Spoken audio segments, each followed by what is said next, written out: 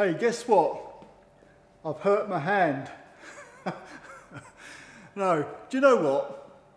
The last video I made about an EGR valve on a Mark V Mondeo 2-litre diesel, I'm pretty sure I swore I wasn't going to talk about these bloody abominations no more.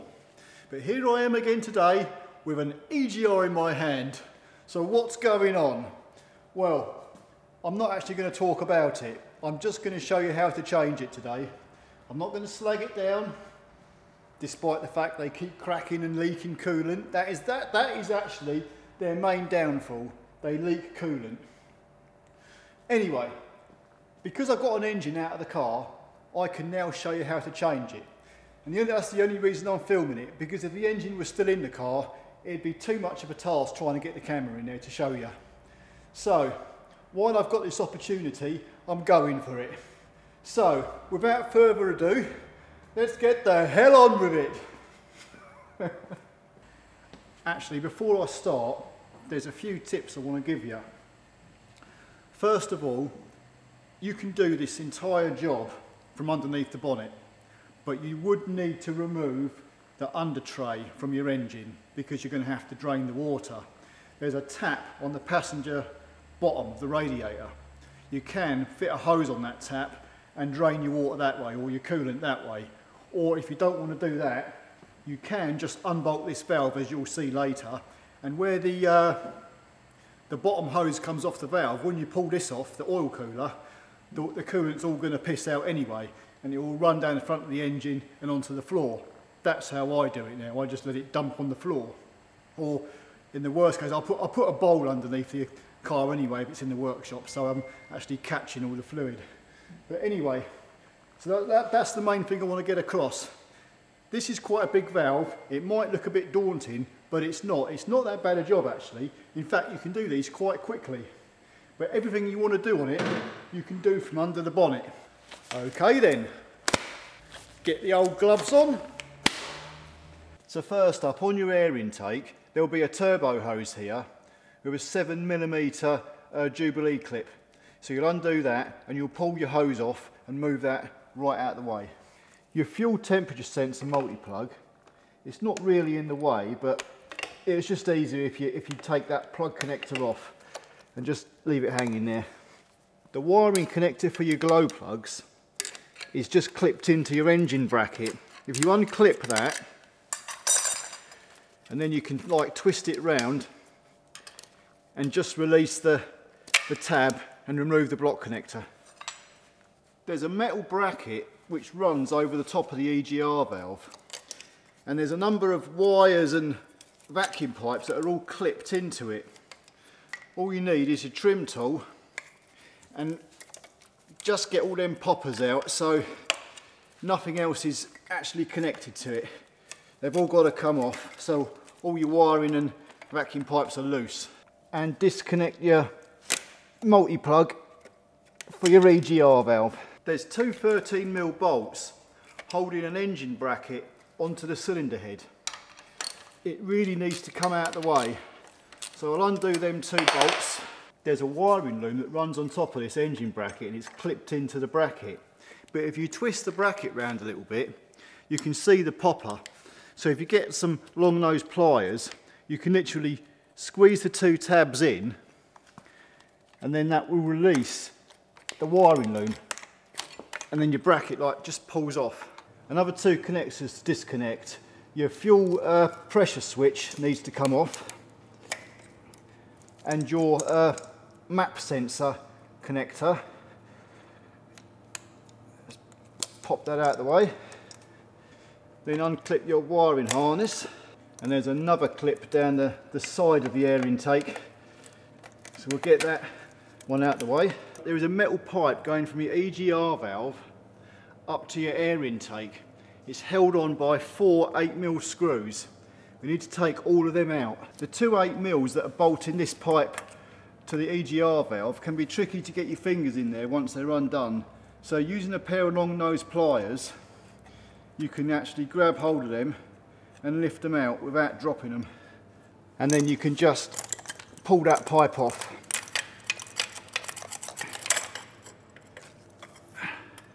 Yeah.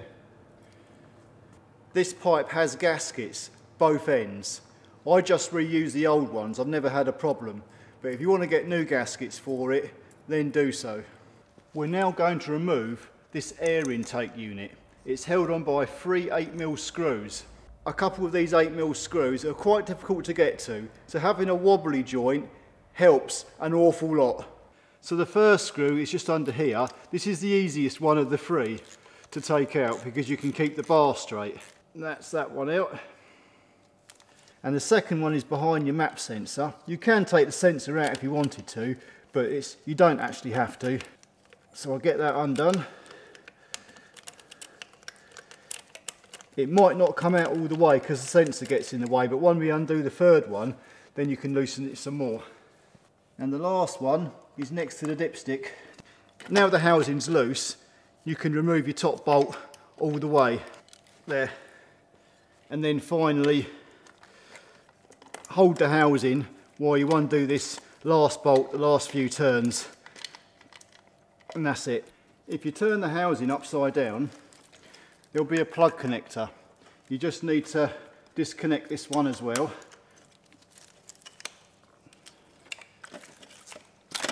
That's it.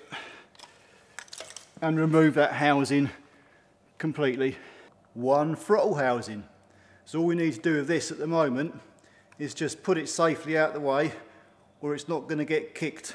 Okay, now there's a vacuum pipe that runs along your EGR valve here. You just need to remove that out of its little clips, and there's also another clip that's holding your wiring loom onto the valve. Yet another one. So get that unplugged. I'm trying to move all these wires out the way so I can get a clearer view of actually what's going on here. There is a vacuum pipe which goes onto this little unit which is bolted to your EGR valve. Now, I'm telling you now, you want to be careful, really careful, because if you try and pull this vacuum pipe off, you could break off the little pipe that it goes onto. And this little piece here is probably about £80. So I would just suggest you really do take your time and make sure you pull this pipe off very carefully. So I'll put my screwdriver in there and be very gentle. And that's come off. Really guys, honestly, I'm not just saying that because I have broke one of these, and it's a right pain. So you've got to be so careful. These little plastic hoses that go on these units these days, they break, they're so brittle. And anyway, now that's off, we'll move this hose out of the way. There are now another further 2 of these vacuum hoses going onto this little unit. Once again, take your time and be very careful pulling them hoses off. Once they're off, you can just basically move them out of the way somewhere. Just remember how they're routed. Now the final vacuum hose goes on to, like a valve on your EGR valve. This one is actually probably the hardest one to pull off, but I will say here, if you do snap this one, don't worry, because a new EGR valve comes with this valve on it. So it's not the end of the world if you actually do break this one. But obviously if you can get it off in one piece, then do so. If you've got a little pick, you can get in there to try and get it out. That's gone. We're lucky. That's off all in one piece. But if you did break that, obviously don't worry. You just have to pick it out from the end of this pipe. But there, it's come off in one piece, so we're in luck. Now this little vacuum unit that's bolted to your EGR valve, I would like to say you can take it off with a valve, and you can, but it's a pain if you try to take it off with the valve. So I suggest personally, it's 2 10mm bolts, one at the top and one underneath. I suggest removing both of these bolts,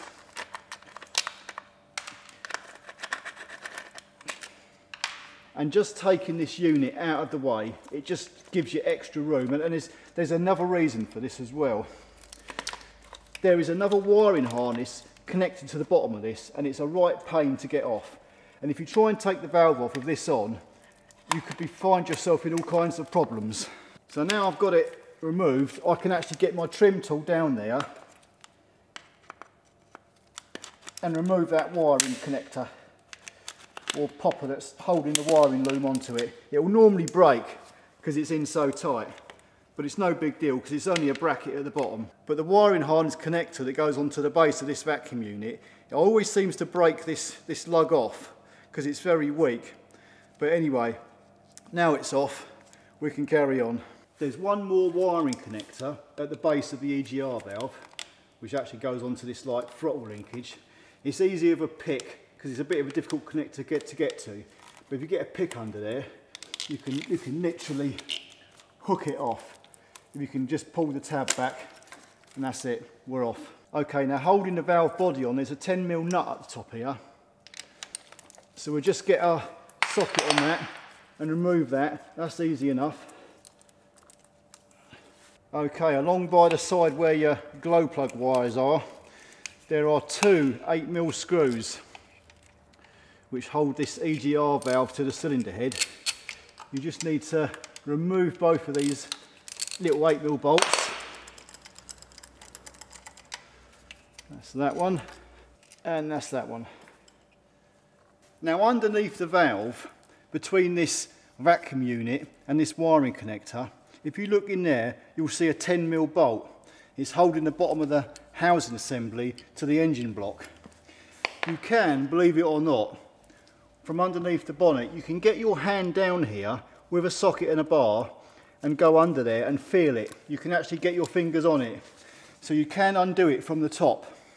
So all you do is get your bar in there with your hand and get your socket on that 10mm nut, or bolt should I say, and then you can undo it. There is a water hose which comes off the base of the EGR valve and goes onto your oil cooler. It's the rear one, the one nearest the block. And there's a little metal clip, that spring clip, that pulls out. The clip has a tendency to keep pushing itself back in when you undo it, so what I suggest is just unhook the clip altogether and pull it right off the hose altogether. This valve is about ready to come off now, but I just suggest where the valve pushes into the cylinder head, just spray a little bit of freon oil in there. It will just make it easier for when we try and wriggle it out.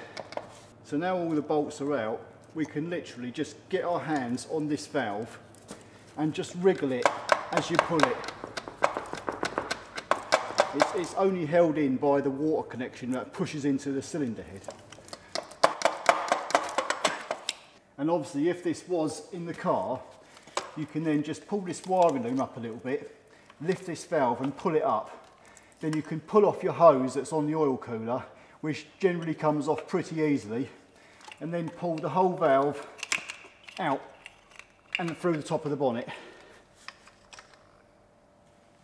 If you've gone for the option of not draining the water from the radiator tap, then once this hose is pulled off the oil cooler, the water will just spew out of here and run down the front of the engine and onto the floor, or into a bucket if you've placed a bucket underneath the engine. And there you go, one EGR valve. There is a little tin gasket on this valve which goes onto your cylinder head where the exhaust gases go through. Now, I just take this gasket and I use it again. It is a crushable gasket, so if you want to get yourself a brand new gasket, you will have to buy this separate because it does not come with a new valve. There is also a little hose which does not come with a new EGR valve. This is the part number here. I do strongly suggest that you replace this hose while you replace the valve. And this hose fits onto the base of your EGR valve. Just notice there's a little cutout in the hose, and it fits onto this ridge of the valve. So the hose only fits on this valve in one position. Now, as there's actually nothing wrong with this valve, I'm only taking this off and showing it for demonstration purposes. So I'm going to put this valve back on because it's still working perfectly fine. I'll put our gasket back on. We'll assume this is a brand new gasket, but as I said earlier, I just reuse these old gaskets. I've never had a problem with them. If for whatever reason you are refitting an old valve or refitting the old hose, just make sure the clip is on the hose before you put it back on the oil cooler. It's a lot easier. But as I say, the new hose comes with a new clip. Alrighty then, I shall refit this baby back onto the engine. Now, the hole in the cylinder head that your actual EGR valve pushes into with a rubber O-ring, I would suggest you give that a good clean up, because we don't want the new O-ring getting damaged pushing it back into the cylinder head. And also clean up around the area where the other gasket's got to sit. Now once again, it's entirely up to you, but the pipe that pushes into your cylinder head with the O-ring on it, I just give it a tiny little bit of silicone grease just so it pushes in easier and doesn't snag the seal and damage it. And now once again, lifting your wiring loom up a little bit, slide the whole valve assembly underneath that wiring loom until it's just sitting there. So the object now is to slide this pipe into the cylinder head, into its relevant hole, while at the same time over here is to guide this part of the valve body onto the stud. So I'll carefully lift our valve up. I'm located on the stud, and you can just wriggle that in gently until our valve sits flush against the cylinder head. And that's all nice and flush against the engine now. So all we've got to do is put all our bolts back in. We have our two 8mm screws. If you're having difficulty getting the screws in here because it's a little bit tight, once again you can use a pair of long nose pliers to actually push these screws down there, because it's a bit difficult in the engine bay to actually get your fingers down there. But long nose pliers come in handy quite often. Your 10mm nut can go back on the stud. And last but least, the difficult one, the 10mm bolt that goes at the base of the valve. But once you've actually changed one of these valves and you get the hang of how to get your hand down there, it's not so bad. And as I've said earlier, you can replace all these bolts and everything from underneath the bonnet. Now that our two 8mm bolts, 10mm nut and 10mm bolt are all in place, they're all nipped up finger tight, now I will tighten everything up properly. I don't know if there's any torque wrench settings for these. I just do them up by feel. It's called experience. Your water hose at the bottom of the valve, you can literally push your hand in there and just clip it on. You'll hear it click into place. Your little vacuum unit you can now position back into place, and obviously put your two 10mm bolts in and bolt it up. There, excellent. So you have one wiring connector at the bottom of the EGR valve. Pop that on. Now would probably be a good time to connect up your two vacuum pipes back onto this vacuum unit, and obviously the wiring harness plug can go back into place, and this vacuum pipe we can now push back into its locators and then push our pipe back onto its valve connector. Bingo. And we'll refit our vacuum hose onto the top unit of our vacuum assembly. Plug your EGR valve solenoid connector back in. Next up is our throttle housing. We'll plug that back in like so, and then just position that back where it's going to sit. I do suggest fitting the 8mm bolt on the left hand side of this throttle housing first, because this is the trickiest one. But if you get that started on the threads, just wiggle the housing about as you put it on the threads. You see how this wobbly bar is ever so handy. And then we'll fit the top bolt and get that one going on the threads. And then the third one we can just pop in there with our fingers, get that started on the threads. And once they're all started on the threads, now we can bolt all these 3 8mm up until that housing's firmly secure. Then your fuel pressure switch wiring and your map sensor wiring you can connect back up. And don't forget to plug your wiring harness into any poppers or locators wherever they might be. There. You could at this point now refit your turbo hose back onto this air intake. Now we can pop our metal EGR pipe back down there. It's probably easier to use a socket and extension just to get the 8mm bolts started. Obviously don't tighten nothing up until they're all in. But I do suggest using a pair of long nose pliers to get these lower two bolts into place. because they're a little bit tricky to get your fingers down there, and it'd be quite easy to drop them. Now we can get both them 8mm nipped up on the threads, and once all 4 8mm are in properly, then we can get our socket and tighten them all up. You can plug your glow plug wiring connector back together, and now lower your engine bracket back into place. Make sure your glow plug wiring loom runs through the centre of that bracket, and then you can pop your main harness into the top of the bracket and then fit your bolts. Then we'll whack these two 13mm up nice and tight, reconnect your fuel temperature switch and fit your vacuum pipe and your wiring harness poppers back into their locators on top of the EGR valve bracket. So that's it, one EGR valve fitted. I would, however, just go over it once again, check all your connections are on, check all the wiring harnesses are clipped in securely, all the pipes and all the nuts and bolts are nice and secure. So once your valve is all fitted and everything is connected up, refill your cooling system through the coolant expansion bottle, get it up to the maximum or just above the maximum. You can run it for a little while, 20 minutes or so, and it will self-bleed. There's no bleed nipples to worry about on these engines. They self-bleed perfectly fine. So once it's cooled down, you can then re-top up the water and you're done. And last but least, you are supposed to plug a scan tool into your diagnostic link and reset the ECU or relearn its learned values. Anyway, even if you don't reset the learned values for the EGR valve, don't worry, it's not the end of the world. Once you drive the car down the road, it will learn its values anyway.